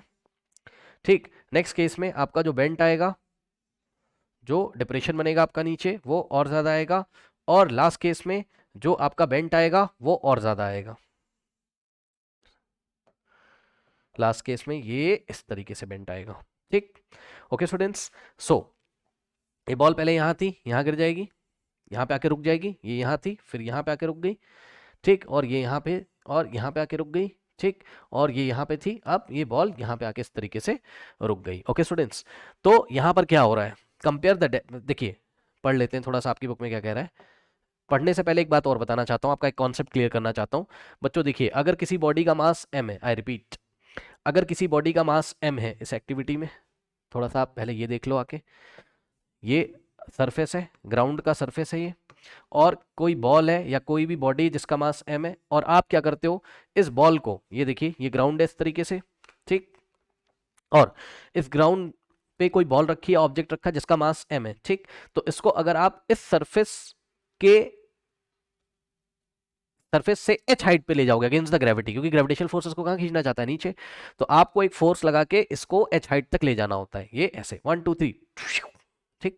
अब सुनो, h हाइट तक ले जाने में जितना वर्क आप करते हो, ठीक भाई, कुछ तो वर्क करोगे ना, तभी तो ये ऊपर जाएगा, नहीं तो नहीं जाएगा, फ्री में तो जाएगा नहीं, जो आप वर्क करोगे उसी वर्क की हेल्प से ये ऊपर जा रहा है। वर्क करने का मतलब आप इस पे फोर्स लगा रहे हो अगेंस्ट द ग्रेविटी, उसमें डिस्प्लेसमेंट कर रहे हो, कितना कितना फोर्स लगा रहे हो, इसके वेट के लगभग इक्वल हम फोर्स लगाते हैं, याद रखिएगा, ठीक भाई। वर्क का फॉर्मूला क्या होता है, वर्क का फॉर्मूला आपने क्या पढ़ा हुआ है, फोर्स इनटू डिस्प्लेसमेंट, ठीक। तो अगर इस बॉडी को आप ऊपर ले जा रहे हो, ये इस बॉडी को ऐसा ऊपर ले जा रहे हो, तो कितना फोर्स लगा रहे हो, जवाब है इसके वेट के लगभग इक्वल, हम उससे थोड़ा सा ज्यादा लगाते हैं, लेकिन हम मान लेते हैं कि इसके वेट के इक्वल फोर्स लगा रहे हैं, ठीक। तो इसका वेट कितना होगा, वेट का फॉर्मूला पता है आपको, वेट होता है एम इंटू जी, जिसको नहीं पता है भाई सुन लो, वेट का फॉर्मूला कितना होता है, एम इंटू जी, ठीक। एम क्या है, मास ऑफ द बॉडी, और जी क्या है, एक्सेलरेशन ड्यू टू ग्रेविटी, ठीक। तो आपने कितना फोर्स लगाया, फोर्स की जगह हम क्या रखेंगे, एम इंटू जी, और एस की जगह हम क्या रखेंगे, जितनी हाइट तक आप इसको ले गए हो, मान लो एच हाइट तक ले गए हो, ये एच हाइट तक, ठीक। तो कितना डिस्प्लेसमेंट कर दिया, एच, ओके। सो एम इंटू जी हो गया फोर्स, फोर्स का मतलब वेट, ओके, और एस हो गया आपका एच, ठीक। तो इस बॉडी को अगर आप यहां से उठा के एच हाइट पे यहां पे ले गए, तो इस बॉडी पे आपने कितना वर्क किया, तो जवाब है आपने वर्क किया इसके ऊपर W is equal to M into G into H, यानी कि एम जी एच जूल्स का वर्क आपने किया, वर्क की यूनिट क्या होती है, जूल्स, ठीक। इतना वर्क आपने किया यहाँ पे, ठीक। अब सुनिए, जो वर्क आपने किया है वही ऐसा पोटेंशियल एनर्जी इसमें स्टोर हो जाता है, सुन लीजिए भाई, जिस बॉडी के ऊपर आपने जितना वर्क किया है, इसके ऊपर आपने किया कितना वर्क, एम जी एच, तो इसमें कितनी एनर्जी आ जाएगी, M G H as a potential energy, okay. फिर से आसान शब्दों में समझो, अगर आपने इस बॉडी को यहां तक ले जाने में 100 जूल का वर्क किया है, कितना 100, तो इस बॉडी के पास कितनी पोटेंशियल एनर्जी आ गई, 100, याद रखिएगा। और पोटेंशियल एनर्जी का मतलब जिसको नहीं पता है सुन लो, energy due to its position, यानी कि किसी बॉडी की पोजीशन में जब आप चेंज करोगे तो उसकी पोजीशन में चेंज होने के कारण उसमें जो एनर्जी आएगी उसको हम पोटेंशियल एनर्जी बोलेंगे, ठीक। तो इस बॉल के पास यहां पर क्या है, पोटेंशियल एनर्जी है, ठीक। यहां पर इस बॉल के पास क्या है, पोटेंशियल एनर्जी है। आपकी इजीनेस के लिए मैं अज्यूम कर लेता हूं कि हमने कितना वर्क किया है, सपोज 100 जूल, इसको यहां से यहां ले जाने में, ठीक। तो इसके पास पोटेंशियल एनर्जी भी कितनी होगी, 100 जूल। किया ये बात आप फील कर सकते हो, जितना आपने वर्क किया है वो work as a potential energy इसमें स्टोर हो जाएगा, ठीक है, बहुत बढ़िया। अब सुनो, पता है क्या, अब ये इस हाइट पे है, यस सर, ध्यान से सुन लीजिएगा, ठीक। और ये बॉडी ऐसे रुकी हुई है, ऐसे अभी रुकी है, तो इसकी काइनेटिक एनर्जी कितनी है, जीरो, भैया कोई वेलोसिटी नहीं है इसमें, तो इसकी काइनेटिक एनर्जी भी जीरो है, याद रखिएगा, ठीक। काइनेटिक एनर्जी का फॉर्मूला क्या बताया था आपको लास्ट वीडियो में मैंने, 1/2 mv², एम क्या है mass of the body, V क्या है वेलोसिटी, ठीक। तो अगर ये ऑब्जेक्ट यहाँ पर है तो वी की वैल्यू कितनी है, जीरो, तो काइनेटिक एनर्जी तो उसकी जीरो है, लेकिन इसमें पोटेंशियल एनर्जी तो है, हाँ है। अब सुनो, इसमें अगर एनर्जी है, किसी बॉडी के पास अगर एनर्जी होती है तो वो क्या कर सकती है, वर्क कर सकती है, यानी कि वर्क कर पाएगी, ये वर्क करेगी, यस सर करेगी। सुनो ध्यान से, इसको आप छोड़ दो, फ्री फॉल कर दो, छोड़ दो, जैसे ही आप इसको छोड़ोगे, ठीक, जितनी पोटेंशियल एनर्जी थी धीरे धीरे पोटेंशियल एनर्जी किस में चेंज होगी, काइनेटिक एनर्जी में। आई रिपीट, ये बॉल यहां थी, आपने छोड़ दिया, ये बॉल यहां पे आएगी, अब जब यहां पे आएगी तो ग्राउंड से पहले इसकी हाइट इतनी थी, अब इसकी हाइट इतनी हो जाएगी, एच डैश कम हो जाएगी, फिर बॉल यहां कहीं आएगी तो इसकी हाइट और कम हो जाएगी, जैसे जैसे एच की वैल्यू कम हो रही है, यहां से देख लीजिए, पोटेंशियल एनर्जी का फॉर्मूला भी क्या होता है, एम जी एच होता है, क्योंकि जितना आपने वर्क किया वही ऐसा पोटेंशियल एनर्जी स्टोर हो जाता है बॉडी में, सो एम जी एच होता है, ठीक। जैसे जैसे ये बॉल ऐसे नीचे उतर रही है, इसकी एच की वैल्यू, एच कहाँ से लेते हैं, ग्राउंड से, ठीक। तो पहले एच इतना था, अब एच इतना होगा, अब एच इतना होगा, अब एच इतना होगा, ठीक। तो जैसे जैसे ये नीचे आ रही है इसकी एच की वैल्यू कम हो रही है, तो अगर एच की वैल्यू कम हो रही है तो पोटेंशियल एनर्जी भी कम हो जाएगी, क्योंकि पोटेंशियल एनर्जी किस पर डिपेंड कर रही है, ग्राउंड से कितनी हाइट है उस पर डिपेंड कर रही है, ठीक। तो एच की वैल्यू धीरे धीरे डिक्रीज कर रही है, तो पोटेंशियल एनर्जी कम होती जाएगी, ठीक। ये पोटेंशियल एनर्जी 100 से कम होके 80, ठीक, फिर 80 से कम होके कितनी हो जाएगी 70, 60, ऐसे करते करते तो पोटेंशियल एनर्जी जा कहाँ रही है? तो जवाब है ये पोटेंशियल एनर्जी काइनेटिक एनर्जी में चेंज हो रही है। आप फील कर सकते हो, बॉल जैसे जैसे नीचे आएगी उसकी स्पीड बढ़ती चली जाएगी, यानी कि v की वैल्यू बढ़ती चली जाएगी, v के बढ़ने से काइनेटिक एनर्जी बढ़ जाएगी, ठीक। ओके स्टूडेंट्स, यानी कि जितनी पोटेंशियल एनर्जी थी ये सारी की सारी किस में चेंज हो रही है? धीरे धीरे पोटेंशियल एनर्जी, सॉरी, जितनी भी इसमें पोटेंशियल एनर्जी थी वो सारी की सारी किस में चेंज हो रही है? काइनेटिक एनर्जी में। ओके स्टूडेंट्स, अब जैसे ही बॉल जस्ट ये ग्राउंड के पास आएगी, यहाँ पे ये ऐसे, तो इस टाइम जस्ट जैसे ये इसको टच करने वाली है तो इसके पास कितनी काइनेटिक एनर्जी होगी? तो जवाब है इसके पास होगी कितनी काइनेटिक एनर्जी? 100 जूल की। और इसकी पोटेंशियल कितनी हो जाएगी यहाँ पर? 0, क्योंकि सारी की सारी पोटेंशियल किस में कन्वर्ट हो चुकी है? काइनेटिक में, ठीक। क्या आप पूरा प्रोसेस समझ रहे हो? क्या क्या प्रोसेस हो रहा है? सबसे पहले मैंने इसके ऊपर वर्क किया था, इसको उठा के यहाँ पे ले गया, मैंने जो वर्क किया वही work as a potential energy इसमें स्टोर हो गया। फिर जब मैंने इसको फ्री फॉल कर दिया तो जब ये ग्राउंड से टकराने वाली थी सारा का सारा पोटेंशियल किस में चेंज हो गया? काइनेटिक में चेंज हो गया। अब इस बॉडी के पास क्या है? जब ये ग्राउंड पे टकराने वाली है तो इसके पास काइनेटिक एनर्जी कितनी है? तो जवाब है इसके पास काइनेटिक एनर्जी कितनी है? 100, मतलब सारी की सारी है जितनी, ठीक, जितनी पोटेंशियल थी उतनी काइनेटिक। अब इस काइनेटिक एनर्जी की हेल्प से ये वर्क कर सकता है। यस सर, तो यही तो होता है जो सैंड वाला एग्जांपल हमारी बुक में दिया हुआ है यहाँ पे, ये देखिए। तो जब बॉल यहाँ पे आएगी ग्राउंड के पास तो इसके पास काइनेटिक एनर्जी, इस काइनेटिक एनर्जी की हेल्प से ये वर्क कर सकती है। वर्क करने का मतलब क्या है? ये सैंड के पार्टिकल पे क्या लगाएगी? फोर्स, और उनको डिस्प्लेस करने की कोशिश करेगी, ठीक। तो सैंड के ऊपर एक वर्क डन हो गया, ठीक। तो इतना डिप्रेशन यहाँ पर आपको मिला, इतना गड्ढा हो गया यहाँ पे, ठीक है। अब सुनो मेरी बात ध्यान से, अब यहां पे देख लो, बॉल को आपने पहले तो वो कहां थी? बॉल ग्राउंड पे थी ना, तो यहां से यहां उठाने में बॉल को आपने सपोज कितना जूल वर्क किया था? 100।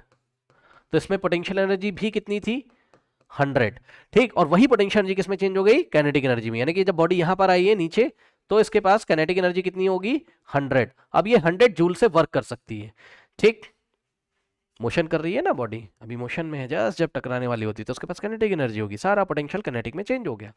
अब सुनो सेकंड केस में देखो, सेकंड केस में बॉल पहले यहां थी ग्राउंड पे और यहां से उठा के आप इसको यहां ले गए थे, तो अब आप 0.5 मीटर ऊपर ले गए हो, ठीक। तो अब पोटेंशियल एनर्जी बढ़ जाएगी, क्यों? क्योंकि पोटेंशियल एनर्जी का फॉर्मूला क्या होता है? mgh। अब आप उसको ज्यादा हाइट तक ले गए हो, मास तो सेम है लेकिन आप उसको ज्यादा हाइट तक ले गए हो, ठीक है ना। यानी कि वेट तो सेम होगा mg, लेकिन h ज्यादा हो जाएगा, ठीक।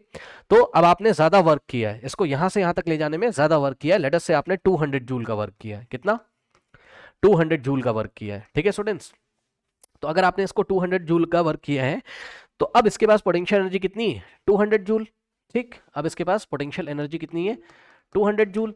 तो जब ये बॉल यहां पे गिरने वाली होगी, जस्ट जब ये ग्राउंड के पास पहुंचेगी तो इसके पास काइनेटिक एनर्जी कितनी होगी? 200 जूल, ठीक है।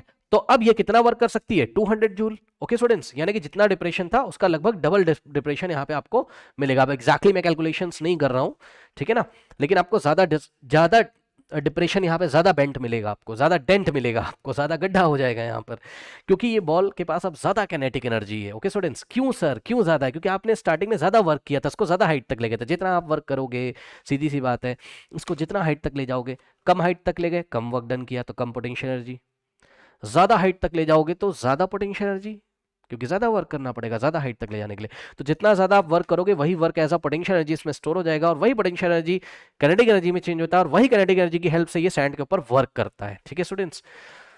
नेक्स्ट स्टेप में आप 1 मीटर तक ले गए हो, तो अब इसके पास कितनी पोटेंशियल एनर्जी स्टोर हो गई होगी? जस्ट ये एग्जांपल मैं आपको दे रहा हूं एक्टिविटी को समझाने के लिए। अब इसके पास पोटेंशियल एनर्जी स्टोर हो गई कितनी?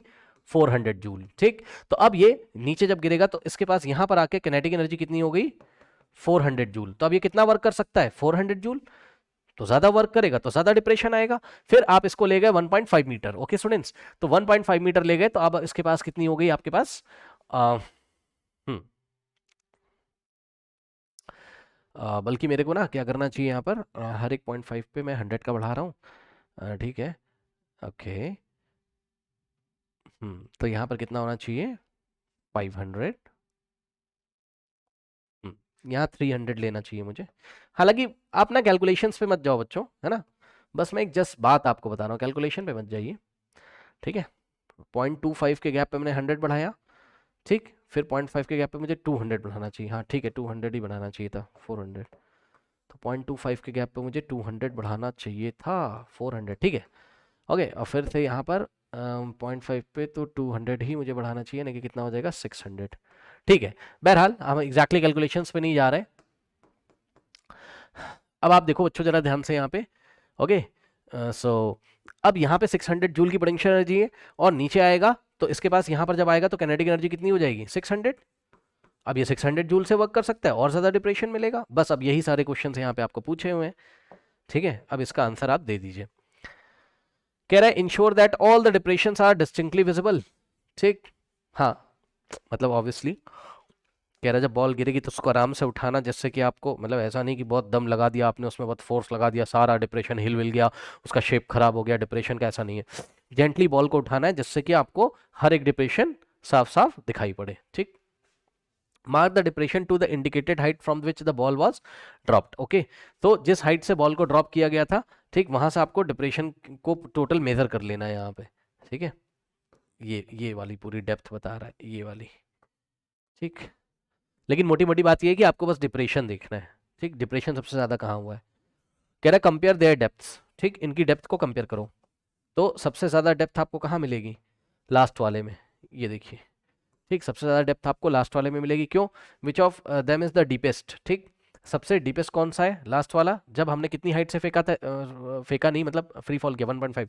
विच one is the shallowest. Shallowest मतलब सबसे छोटा डिप्रेशन आपको कहाँ मिला हुआ है।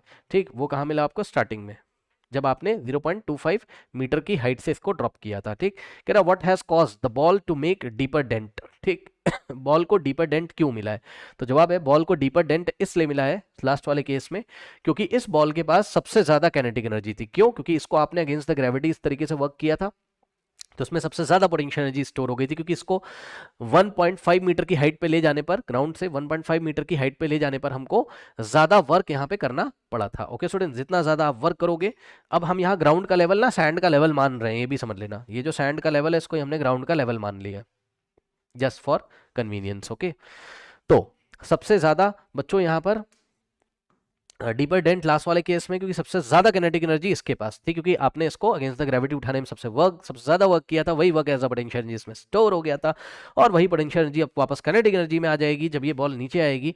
ठीक, और काइनेटिक एनर्जी जिसके पास सबसे ज्यादा होगी वो वर्क सबसे ज्यादा करेगा। कह रहा है डिस्कस एंड एनालिसिस, तो सब कुछ मैंने आपको यहाँ पर डिस्कस कर दी एक्टिविटी। आई थिंक आपको मेरी बात समझ में आई होगी। इस एक्टिविटी से ये पता चल रहा है कि जो बॉडी मोशन कर रही होती है, ठीक, जिस बॉडी के पास मोशन होता है उसके पास जो एनर्जी होती है उसको हम काइनेटिक एनर्जी बोलते हैं, और जिस बॉडी की स्पीड जितनी ज्यादा होगी, ठीक, उसके पास उतनी काइनेटिक एनर्जी ज्यादा होगी। तो इसके पास सबसे ज्यादा स्पीड है, ठीक, इसलिए इसके पास सबसे ज्यादा काइनेटिक है। जिसके पास स्पीड क्यों है, क्योंकि इसको ज्यादा हाइट मिल गई ना, तो उसको ज्यादा टाइम मिल जाएगा अपनी वेलोसिटी को बढ़ाने के लिए, क्योंकि इसके ऊपर एक्सेलरेशन ड्यू टू ग्रेविटी लग रहा है, वगैरह वगैरह। कहने को तो बहुत चीज एक्सप्लेन में कर सकता हूँ यहाँ पे, इसी पे यहाँ पर हम इसको एंड करते हैं। ओके स्टूडेंट्स, नोट कर लीजिए। नाउ स्टूडेंट्स, एक्टिविटी 11.7 देखते हैं हम लोग, और एक्टिविटी 11.7 में बच्चों आपको इंट्रोडक्शन देना चाहते हैं वो कि काइनेटिक एनर्जी क्या होती है। अब ध्यान से सुनिए बच्चों, कोई भी ऑब्जेक्ट जो वर्क कर सकता है उसके पास एनर्जी होती है। ठीक, ये हमने पढ़ा हुआ है। Any object which have the ability to do work, कोई भी ऑब्जेक्ट जो वर्क कर सकता है, जिसके पास वर्क करने की एबिलिटी होती है, ठीक, हम बोलते हैं उसके पास एनर्जी है। और सुनिए, जब कोई ऑब्जेक्ट बच्चों मूव कर रहा होता है, ठीक, जब कोई ऑब्जेक्ट मोशन कर रहा होता है, यानी कि जब किसी ऑब्जेक्ट के पास वेलोसिटी होती है, जब किसी ऑब्जेक्ट के पास स्पीड होती है, तो उसके पास जो एनर्जी होती है उसको हम क्या बोलते हैं, काइनेटिक एनर्जी। तो सबसे पहले आप एक काइनेटिक एनर्जी की थोड़ी सी डेफिनेशन नोट कर लीजिए। अभी एक्टिविटी को मैं आपको समझा देता हूं। Kinetic energy is the energy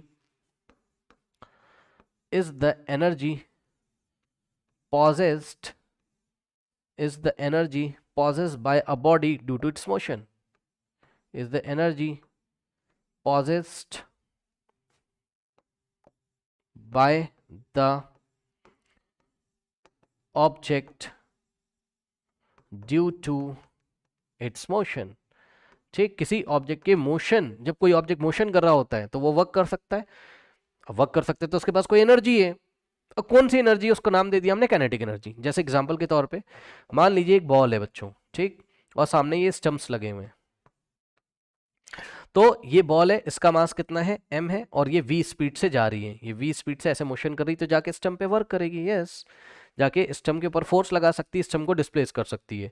तो इस बॉडी ने, यानी कि जो बॉल है, ठीक, जिसका मास m है, जो v वेलोसिटी से या v स्पीड से इस डायरेक्शन में जा रही है, स्टंप के ऊपर क्योंकि वर्क कर रही है, कर सकती है, कर देती है, इसलिए हम बोलेंगे कि इसके पास क्या है भाई, एनर्जी। अब कौन सी एनर्जी है, तो energy due to motion is known as kinetic energy, तो इसके पास काइनेटिक एनर्जी है बस। ओके, और काइनेटिक एनर्जी का जो फॉर्मूला होता है वो होता है आपका कितना, काइनेटिक एनर्जी का जो फॉर्मूला होता है वो होता है 1/2, देखिए के ई का मतलब kinetic energy is equal to 1/2 m v square. M का मतलब mass of the body, v का मतलब speed of the body. Okay students, अब ध्यान से चेक करो, यहीं से आपको पता चल रहा है बच्चों कि जिस बॉडी की स्पीड जितनी ज्यादा होती है उसकी काइनेटिक एनर्जी उतनी ज्यादा होती है। ऑब्वियसली मास तो फिक्स है, 1/2 भी फिक्स है, वी जिसका ज्यादा होगा यानी कि जिसकी स्पीड ज्यादा होगी उसकी काइनेटिक एनर्जी ज्यादा होगी। ठीक है, बहुत बढ़िया। अब जिसकी काइनेटिक एनर्जी जितनी ज्यादा होगी वो उतना ज्यादा वर्क कर सकती है। आई रिपीट, जिसकी काइनेटिक एनर्जी जितनी ज्यादा होगी वो उतना ज्यादा वर्क कर सकती है। जैसे कि इस एग्जांपल में देखो, अगर इस बॉल को आप धीरे से फेंको, ठीक, धीरे से अगर फेंकोगे यानी कि स्पीड अगर इसकी स्लो है तो ये स्टंप्स को टक्कर मारेगी और स्टंप्स आसपास गिर जाएंगे इस तरीके से। ऐसे ये स्टंप था, ये आसपास गिर गया, ऐसे ज्यादा डिस्प्लेसमेंट नहीं हुआ इसका। लेकिन अगर इस बॉल को बहुत तेजी से फेंका जाए, बहुत ज्यादा स्पीड से फेंका जाए, यानी कि वी की वैल्यू बढ़ा देंगे, ये ऐसे फेंका हमने, ठीक, बहुत तेजी से, तो ये स्टंप को इतना जोर से टक्कर मारती कि स्टंप ऐसा लुढ़कते हुए ये इधर उधर जाके गिरेगा, 3-4 बार इस तरीके से घूम के उधर गिरेगा, यानी कि स्टंप के ऊपर ज्यादा वर्क हो गया, क्योंकि आती हुई बॉल के पास ज्यादा काइनेटिक एनर्जी थी। यानी कि बच्चों, जिस बॉडी के पास ज्यादा काइनेटिक एनर्जी होगी, सुन लीजिए ध्यान से, ज्यादा काइनेटिक एनर्जी होगी वो ज्यादा वर्क कर सकती है। ओके, इस बात का भी आपको ध्यान रखना है। दो बातें मैंने आपको बताई, energy due to its motion, किसी बॉडी के पास जो मोशन के कारण जो एनर्जी होती है या मोशन करते टाइम उसके पास जो एनर्जी होती है उसको हम काइनेटिक एनर्जी बोलते हैं। इस काइनेटिक एनर्जी का जो फॉर्मूला होता है वो होता है 1/2 mv स्क्वायर। उसके बाद जिस बॉडी के पास ज्यादा काइनेटिक एनर्जी होती है उसकी स्पीड ज्यादा होती है, यस, या जिसकी स्पीड ज्यादा होती है उसकी काइनेटिक एनर्जी ज्यादा होती है। मतलब अगर मास फिक्स कर दिया हमने, मान लो यही बॉल ले ली, मास फिक्स कर दिया, ठीक, और स्पीड को बढ़ा दिया तो उसकी काइनेटिक एनर्जी बढ़ जाएगी। ओके, और जिसकी काइनेटिक एनर्जी ज्यादा होती है, ये मास और वेलोसिटी का जो चेंज है इसको अभी हम आगे एनसीईआरटी में आपको पढ़ाएंगे, आप उसकी ज्यादा टेंशन मत लो, बस आप एक बॉल ले लो, उसको एक बार धीरे से फेंको फिर तेज से फेंको, ऐसे सोचो आप, ठीक।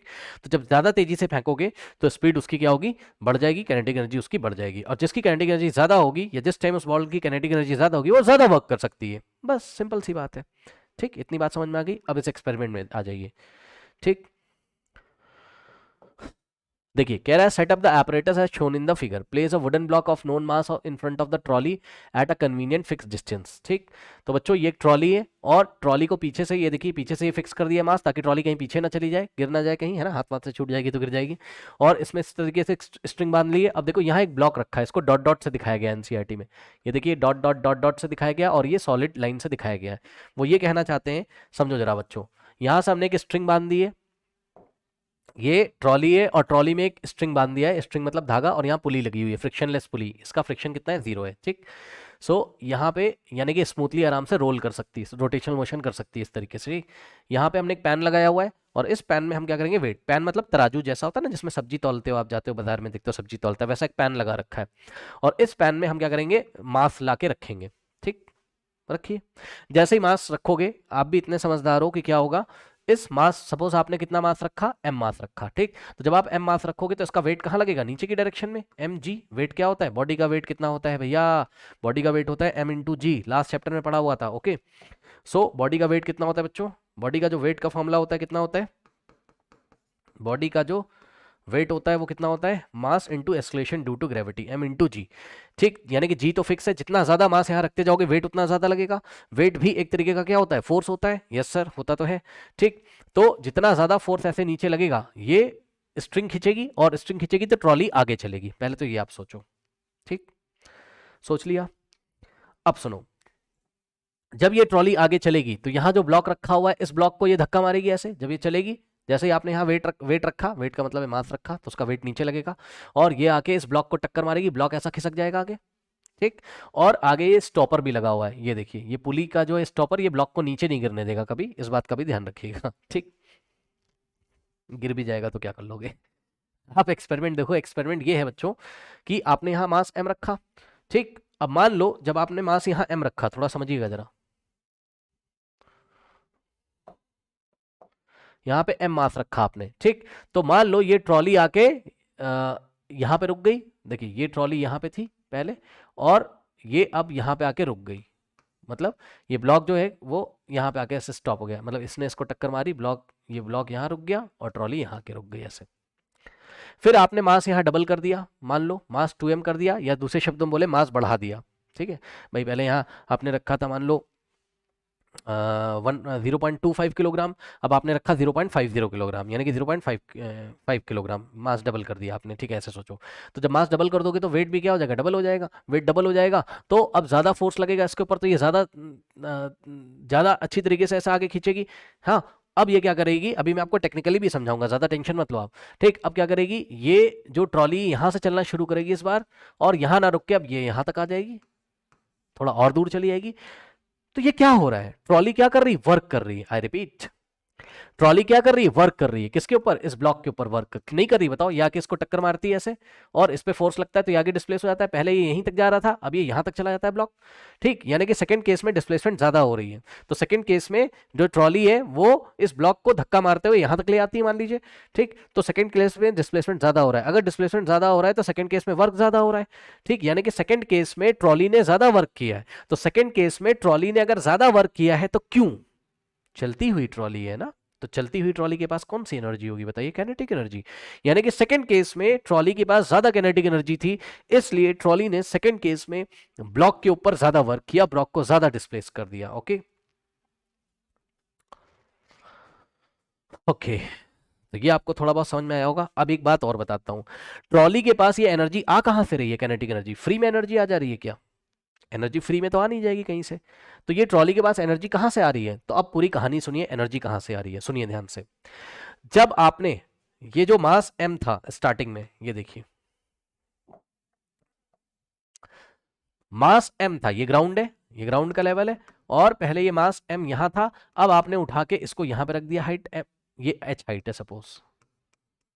ठीक, तो जब आपने इस ब्लॉक को उठा के यहां पे रखा, मैंने आपको कई बार बताया है, जिनको नहीं पता है सुन लीजिए।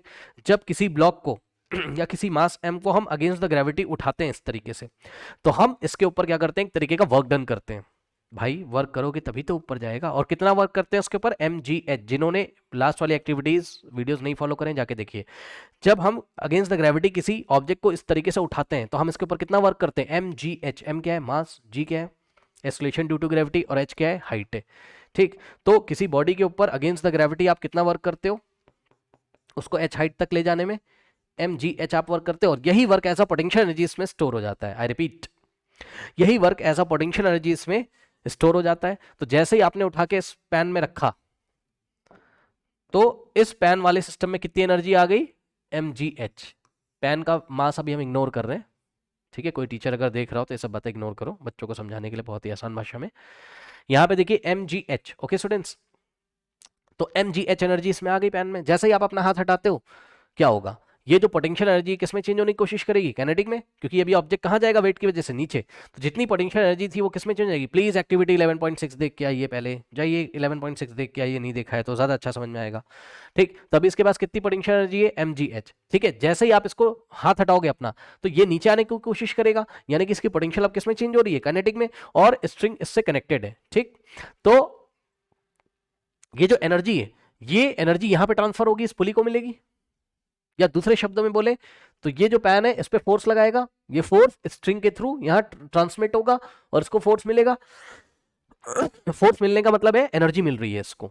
ठीक, ये पोटेंशियल किसमें चेंज हो रहा है, काइनेटिक में, यानी कि इसको क्या मिल रही है, काइनेटिक एनर्जी, यानी कि पोटेंशियल एनर्जी किसमें चेंज हो रही है, काइनेटिक में। ठीक, तो ये ऐसे आगे बढ़ेगा, मोशन करेगा। फिर सेकंड केस में आपने क्या किया, सेकंड केस में आपने यहां मास m की जगह 2m रखा, कितना, 2m। तो अब इस पैन के पास, पैन वाले सिस्टम के पास कितनी एनर्जी आ जाएगी, डबल आ जाएगी। भाई मास डबल कर दोगे तो पोटेंशियल एनर्जी डबल हो जाएगी सेम हाइट के लिए। ठीक, उतनी ही हाइट पे था ये पैन, क्योंकि पुली को, क्योंकि हमने ये ट्रॉली को वापस यहां रख दिया सेकंड केस में। ठीक, फिर इतनी हाइट पे, यानी कि h तो फिक्स है, मास आपने डबल कर दिया।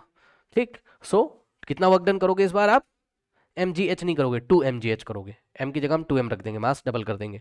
तो अब आप डबल वर्क कर रहे हो उस पर, सेम हाइट तक ले जाने के लिए, कोई डबल मास है तो आपको डबल वर्क करना पड़ेगा। ठीक, क्योंकि वेट डबल हो गया ना भाई, मास डबल तो वेट डबल, वेट डबल तो डबल वर्क करना पड़ेगा। डबल वर्क करोगे तो डबल पोटेंशियल एनर्जी आप स्टोर करा रहे हो उसमें। जैसे ही हाथ हटाओगे, अब पहले के कंपैरिजन में डबल पोटेंशियल एनर्जी ऐसे सोच लो, या ज्यादा पोटेंशियल एनर्जी, हमें जरूरी नहीं कि मास डबल कर दिया, पर मास बढ़ा दिया है आपने। तो मास बढ़ाओगे भैया तो पोटेंशियल एनर्जी बढ़ जाएगी सिस्टम की, हाथ हटाओगे तो वही पोटेंशियल एनर्जी किसमें चेंज होगी, काइनेटिक एनर्जी में, और ये स्ट्रिंग के थ्रू एनर्जी इसको ट्रांसमिट होगी और इसकी काइनेटिक एनर्जी बढ़ जाएगी। अब ये ज्यादा वर्क कर सकती है, इसलिए ये इस ब्लॉक को धक्का मार के ज्यादा दूर तक ले आएगी। बस यही आपकी एक्टिविटी है। ठीक, अब आप पढ़ लीजिए यहां पर। अब आइए देखते हैं, आपके आंसर देने की कोशिश करते हैं क्या क्या कह रहे हैं। कह रहा place a known mass of the on the pan so that the trolley start moving. यहाँ पे एक मास रखिए जिससे ट्रॉली मूव करने लगे। कह रहा fix stop on the table in such a manner that the trolley stops after hitting the block. ठीक है, कोई स्टॉपर लगा दो जिससे कि ट्रॉली वाला सिस्टम सब नीचे गिर ना जाए। इस पॉइंट को आप इग्नोर भी कर सकते हो, टेंशन ना लो। कह रहा note down the displacement of the block, this means work done on the block by the trolley as the block has gained energy. Yes, ये जो ब्लॉक यहाँ रखा हुआ है, ठीक है, इस ब्लॉक के ऊपर ये ट्रॉली क्या कर रही है, वर्क कर रही है। क्यों? क्योंकि ये ब्लॉक डिस्प्लेस हो जाता है। जब भी डिस्प्लेसमेंट होगा फोर्स लगेगा भाई, ऑब्वियसली ये इस पे फोर्स तो लगा रही ना ब्लॉक पे, तो ब्लॉक के ऊपर वर्क डन हो रहा है। ठीक, कह रहा हर एक बार डिस्प्लेसमेंट आप नोट करो, ब्लॉक ने एनर्जी गेन करी हो और उसने एनर्जी लूज करी है, क्योंकि ये बाद में रुक भी तो जाता है, यानी कि इसकी काइनेटिक एनर्जी कितनी हो जाती है, जीरो। सारी एनर्जी कहाँ चली गई, इसको डिस्प्लेस करने में।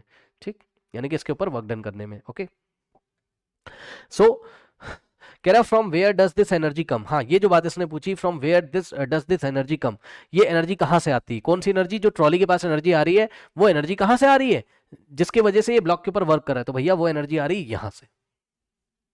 आपने जो वर्क किया है ये, we had done the work on the mass m। अगर हमने कोई मास m यहां पे रखा है पैन पे, तो हमने अगेंस्ट द ग्रेविटी वर्क किया है। इस मास को यहां से यहां उठाने में हमने कुछ वर्क किया, वही work as a potential energy पहले इसमें स्टोर था, और वही potential energy as a kinetic energy यहां पे ट्रांसमिट हो रही है। तो ये एनर्जी ट्रॉली के पास कहां से आती है, तो जवाब है ये एनर्जी है ग्रेविटेशनल पोटेंशियल एनर्जी, जो कि हमने वर्क डन किया है against the gravity mass m को ग्राउंड से उठा के ट्रॉली पे रखने पर। ओके, कह रहा repeat this activity by increasing the mass on the pan, in which case the displacement more. Mass बढ़ाते जाओगे तो डिस्प्लेसमेंट कब ज्यादा होगा, जवाब है जब सबसे ज्यादा मास रखेंगे। तो मतलब या दो मास ले लो भैया आप, बस एक बार कम मास ले लो, एक बार ज्यादा मास ले लो। तो जब आप दो बार कर लो बस, एक्सपेरिमेंट काफी है। ठीक, 3 बार कर लो, एक बार थोड़ा सा मास, एक बार उससे ज्यादा मास, एक बार उससे ज्यादा मास, 2 बार कर लो काफी है। ठीक, तो एक बार लेस मास लो, एक बार मोर मास लो, एक बार लेस एक बार मोर। तो जब आप ज्यादा मास लोगे तो ज्यादा वर्क डन होगा इस ब्लॉक के ऊपर, बस। कह रहा है in which case the work done is more, when the mass is more then the work done is more. मैंने आपको बताया मास ज्यादा होगा तो ग्रेविटेशनल पोटेंशियल एनर्जी इसके पास ज्यादा होगी उस टाइम, है ना, क्योंकि आपने इसको डबल मास को यहाँ से यहाँ उठाने में आपने ज्यादा वर्क किया होगा, तो वही work as a potential energy यहाँ स्टोर हो गया होगा, और वही एज अ काइनेटिक एनर्जी इसमें ट्रांसमिट होगा। ठीक, कह रहा है in this activity the moving trolley does work and hence it possesses energy. इस एक्टिविटी में ये जो मूविंग ट्रॉली है वो वर्क कर रही है इस ब्लॉक के ऊपर, इसलिए ट्रॉली के पास एनर्जी होगी। हाँ होगी, और ट्रॉली के पास जो एनर्जी होगी उसको हम नाम क्या देंगे, काइनेटिक एनर्जी। ओके स्टूडेंट्स, तो यहां से काइनेटिक एनर्जी की जो डेफिनेशन बनती है वो kinetic energy is the energy possessed by the object due to its motion. Okay, बस। और काइनेटिक एनर्जी का फॉर्मूला होता है 1/2 mv²। अब मैं आपको बताना ये चाहता हूं कि इस एक्टिविटी में बहुत साफ साफ इन्होंने आपको बताने की कोशिश करी कि भैया जो ट्रॉली है वो वर्क कर सकती है किसके ऊपर, ब्लॉक के ऊपर। ठीक, ट्रॉली अगर वर्क ब्लॉक के ऊपर वर्क कर सकती है, अगर कोई ऑब्जेक्ट वर्क कर रहा है तो उसके पास एनर्जी होती है, यानी कि ट्रॉली के पास एनर्जी है। कौन सी एनर्जी है, तो चलती हुई बॉडी के पास जो एनर्जी होती है वो काइनेटिक एनर्जी होती है। बस यही पढ़ाना चाहता है वो आपको। ओके, सो नोट कर लीजिए,